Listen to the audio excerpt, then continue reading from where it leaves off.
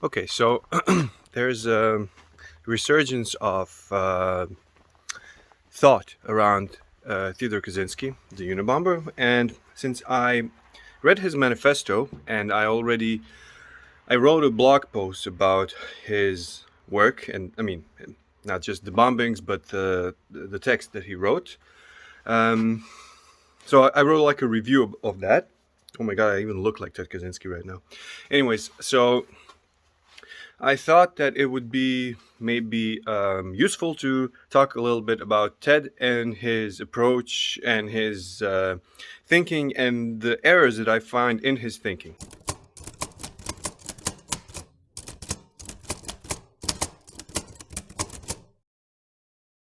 Right, so the basic premise of Ted's book is that the industrial society and its consequences, the industrial revolution and its consequences, have been a disaster for the human race. And right off the bat, I'm going to say I disagree very, very significantly so. Let's just jump to the core of the argument. He basically says that whatever positive things that modern society has brought in terms of quality of life, life expectancy, and so on, everything has come with a sort of baggage, and has completely destroyed something else which was more valuable. In essence, he basically says that however bad life was in the past, it was still better than what we have today.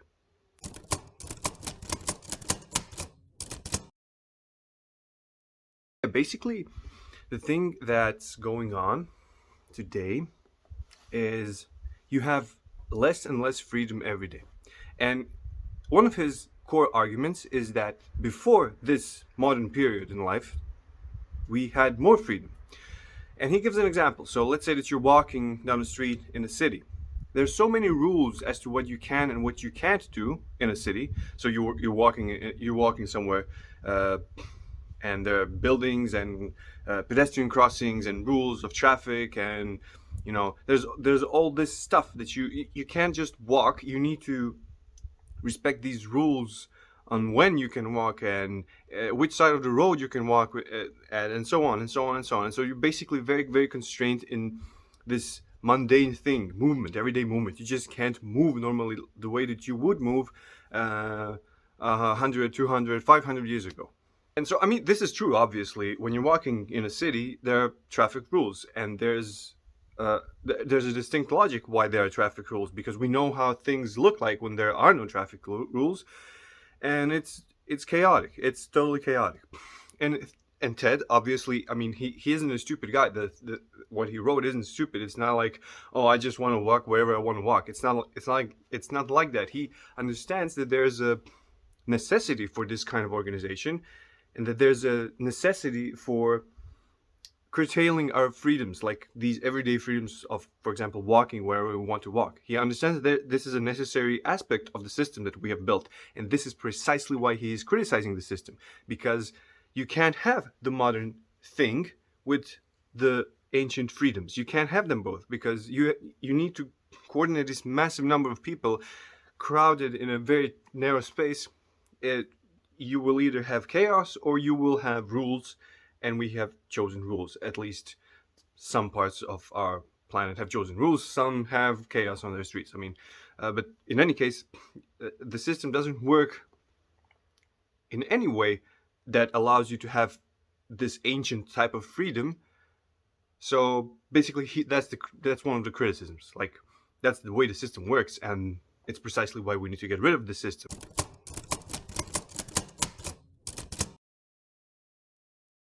So in this video, I think it would be worthwhile to explore the particulars of Ted Kaczynski's argument, make a steel man out of it, and try to argue for and against, and actually come to a conclusion. Because I don't think he was correct, but I also don't think he was completely wrong.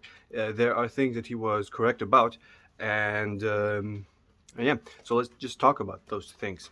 So Ted Kaczynski talks about something that he calls the power process, which is a three-stage system where you have a goal, you have some effort that you invest into attaining the goal, and then you have the attainment of the goal. And he talks about how this three-stage process is very important for everybody, because if any of those is lacking, you will be unhappy and unfulfilled, and yeah, things will just not work out for you. Goal, there's the effort, and there's the attainment.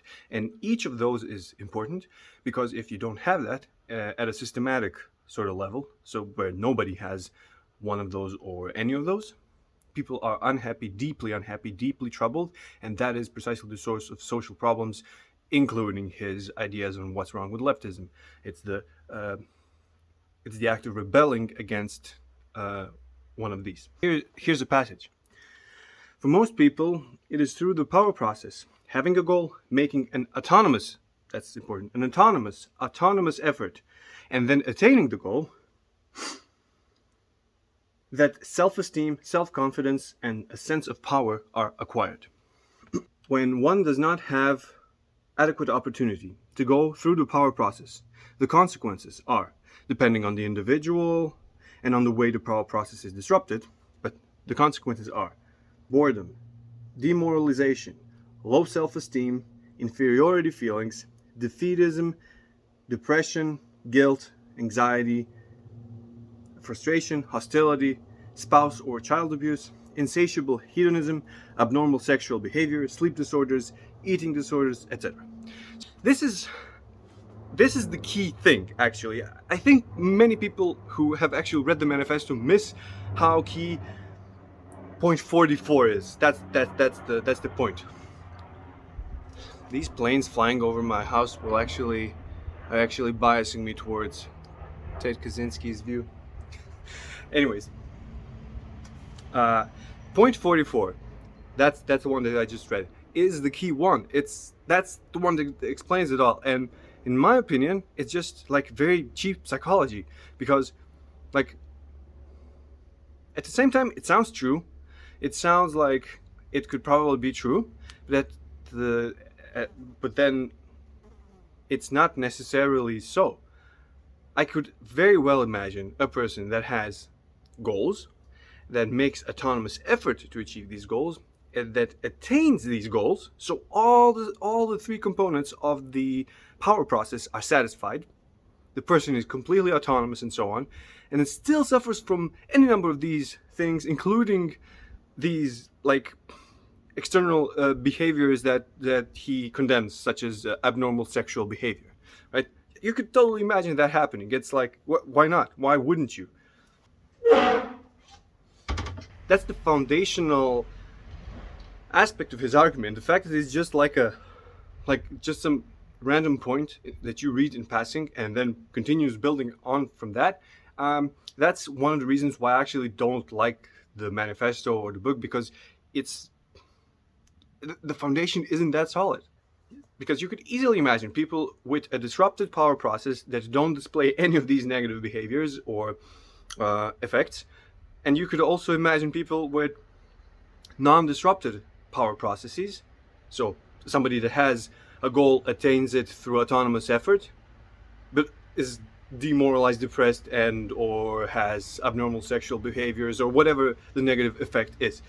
Like, you could imagine these very easily, and in fact you could test for these probably.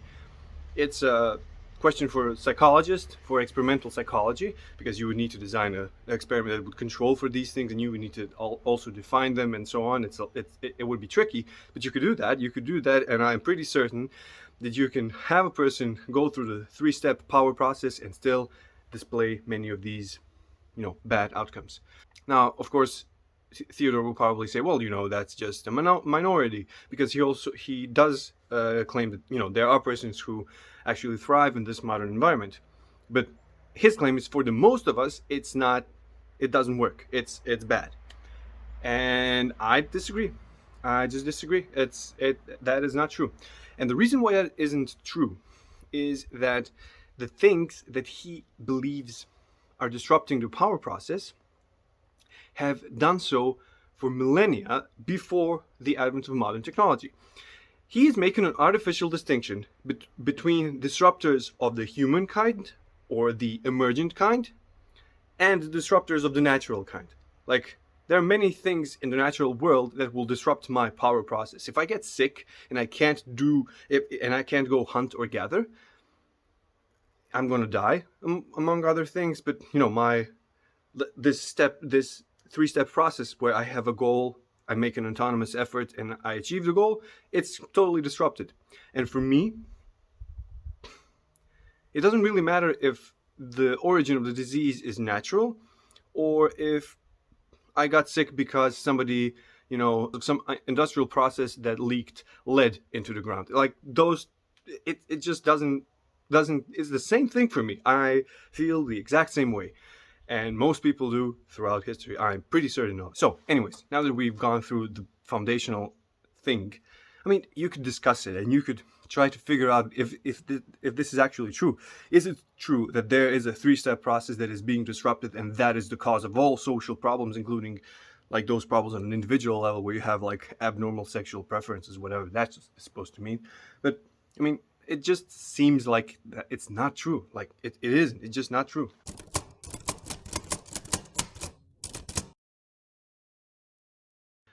We as a human race, throughout the ages, throughout the thousands of years that we have been living in, have constantly been disrupted by things. Our freedoms have been constantly been curtailed by things, by natural phenomena, by diseases, by illnesses, by famines, and also by other people, by pharaohs, by emperors, by kings, by chieftains. It's just a long history of curtailed freedoms, and it doesn't seem that it was any better before, unless you make this artificial distinction between man-made or human-made things and natural things.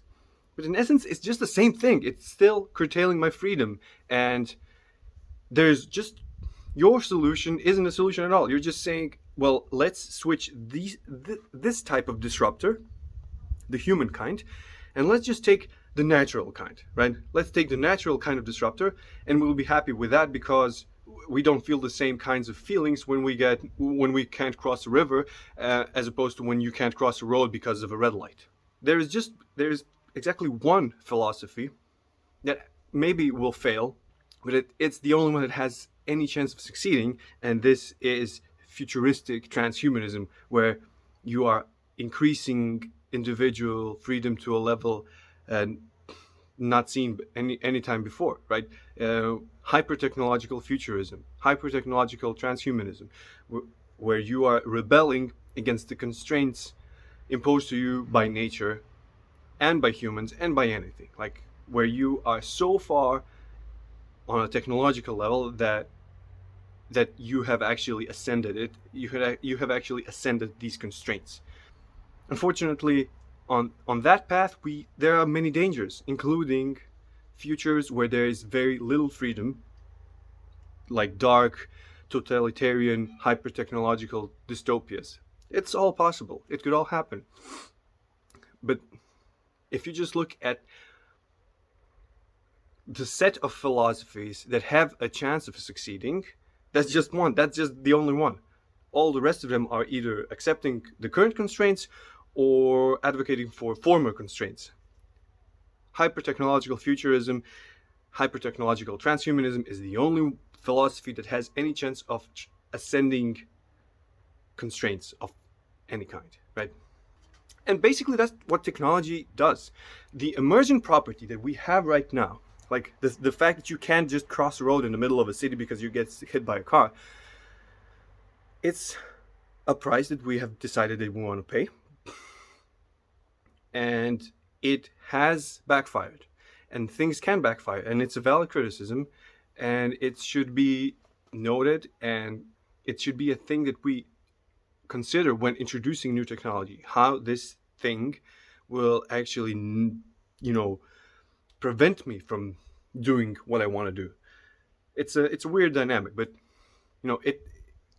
he's right insofar that this thing has backfired before. And technology has failed us before many times. But what do you, I mean, what are you supposed to do? Just accept all the boundaries provided to us by nature and just accept them until the sun becomes a red giant and consumes us all? I don't think that's a good idea. I think that very unambitious, very little ambition in that type of philosophy. Think about it. There are all these philosophies that you could have. All of them are somewhere around here. Only one of them allows you any chance of ascending boundaries and ascending constraints. Only one of them. And this one, unfortunately, is a very dangerous one because it's hyper technological, which means that if we don't steer it correctly, we just might land in an even worse situation where we have even less freedom than we had before. So it's a risky one. But think about it. On a scale of a couple of thousand of a couple of million years, what else are you supposed to do? Are you just supposed to live the way your ancestors lived and just accept that and never strive for anything better? Are you just supposed to accept the constraints imposed on you by nature? I mean, sure, yeah, if you're not that ambitious, well, okay, but there are many of us and who actually are ambitious, and not ambitious in a personal sense, but in a civilizational sense. I want to see humanity go towards the stars. I want to find out where we are. What is this? What is space? Where are we? What's the nature of reality? How does it work? And for that, we need hyper technological advancement. We need all these things because we can't find out if we don't have the tools. And so it's very, very important to invest in growth and in high technology and in becoming a hyper technological civilization that can harness the power of stars and so on. It's an important civilizational goal. Like if your only goal is to be here on Earth for like 70 or 80 years and then just die of old age, sure, you should be allowed to do that because that's what maximal freedom looks like. You can choose your own destiny. But striving for something better and bigger is a key part of what makes us human. And simply because there are dangerous futures ahead does not mean that we need or that we should accept the certainty of stagnation provided to us by other competing philosophies.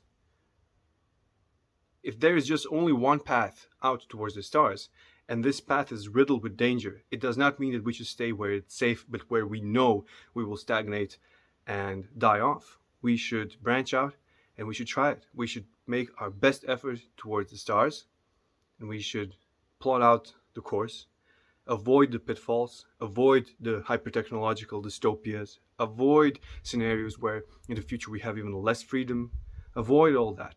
Work towards that one key future, thread the needle towards that one key thing, one key scenario where the human race thrives, where we learn more about the universe, where we find out the secrets of reality itself. Those are worthy goals. And these goals can only be achieved through technological advancement. And while on a very smaller scale, it is totally correct to criticize technology and the introduction of certain technological solutions without any thought about side effects or consequences. On the global scale, refusing technology is just not it's just not an attractive philosophy.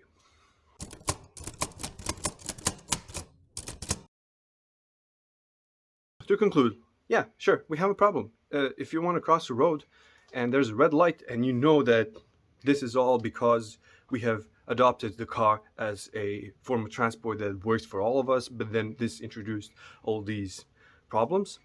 This is a valid criticism, and it's also a valid criticism that the quality of life has dropped since you are being crowded in a city, and that's also a valid criticism. There are many valid criticisms. These are things that need to be solved, and it's not also a thing that you could solve easily, in the sense that it's not It's not like, oh, we're just going to make a couple of small adjustments and we'll move on our way. It's not going to work like that. The problems presented by Ted in his manifesto are actually real and big and important, and we need to solve them. But the solution proposed to just refuse technology and technological advancement and return to our roots is a bad one, because it, first of all, I mean, just in practical terms, it's just not going to work. We'll just rebuild the industrial civilization again if push comes to shove. We're just going to do the same thing again, right?